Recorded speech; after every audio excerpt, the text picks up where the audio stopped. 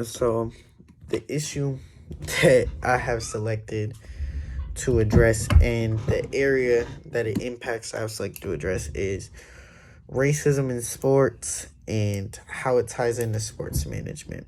So, first, just a little background and summary on the issue itself. I mean, everyone knows that racism in sports is a huge thing, from fans, ownership, little comments, the lack of coaches of color, the fact that the NFL particularly has to reward teams with draft picks to hire coaches of color. It speaks volumes in and of itself. I mean, a lot of these coaches out here are qualified, very qualified for the position, and a lot of the times have gotten passed up for someone that doesn't have the color, even though over 75% of the players in the league are of African American descent. What geographical areas of the world does this affect? This is a global thing. I mean, you talk about European soccer, you hear about it all the time. You talk about Olympics in various countries and throughout history. I mean, we've seen how much racism affects it going back decades and decades. I mean, you want to talk about the 32, 33 Olympics in Germany, obviously Hitler's regime.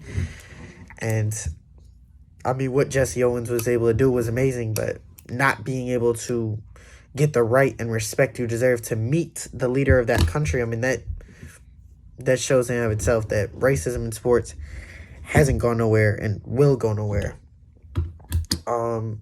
Why is this topic important and impact the United States? Well, it impacts the United States on so many levels.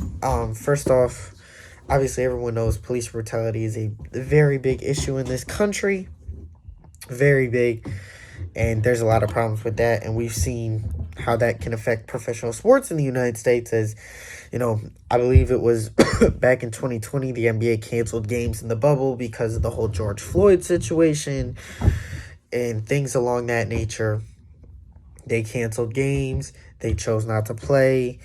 Almost every team put out statements. But I mean, you're even seeing today where just last week in the NFL, Madison, the running back for the Vikings, he got called all types of slurs and various names by Philadelphia Eagles fans. And obviously the Minnesota Vikings had to release a public statement saying that. I mean, those that know the Terry Pagula situation see it. The Bills and Sabres released a statement saying, kind of basically just denying it and saying that he never said the things that he said. Obviously, Jerry Jones is infamous for saying multitude of very inappropriate and racial things. Yeah, that's how it impacts the United States. I mean, we see it in every professional sport, and most professional sports are very diverse and full of various people of color. And I mean, you live in a country that is also one of the most diverse countries in the world. So that's definitely how it impacts the United States. Now, how this all ties into sports management? Well, one, you have to know how to address these situations.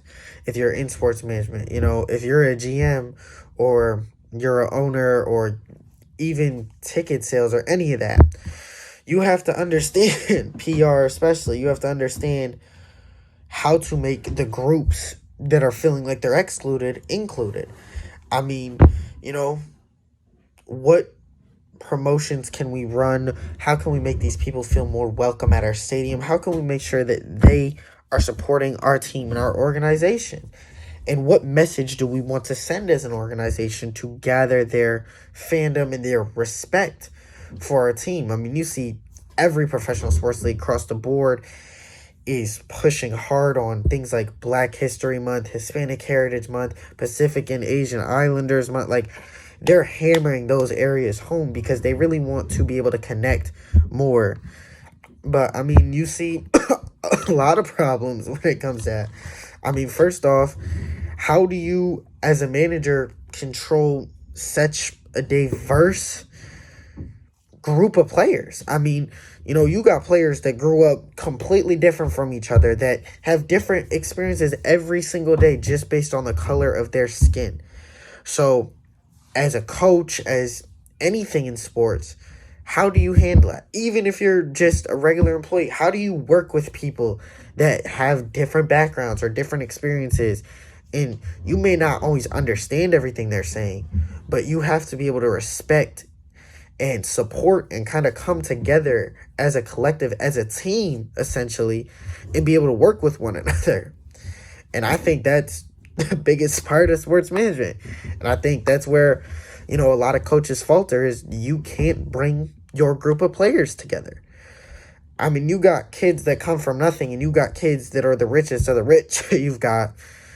It's vastly different mentalities, vastly different attitudes based on situation and environment that you grew up in. And you have to learn how to get all those players to buy into one identity and one team in order to be successful. That is not an easy thing to do. The other attributes of Canisius College that I believe this ties into is almost all of them. I mean, ethics relates to morals. I mean, what is morally right? Do we morally all deserve to be treated equal and get equality or equity and get what people truly deserve? Then you also tie in diversity. I mean, you're talking, the NFL is 78% African American. 78%. The NBA is around the same. I want to say it's around 82. You're talking about the diversity across these leagues and diversity across fan bases and fans in general. I mean, there are no two fans that are from the same exact spot in life. There are, you go to any sporting event, you're going to see fans of all color, all races, all countries, everything coming in together for one event.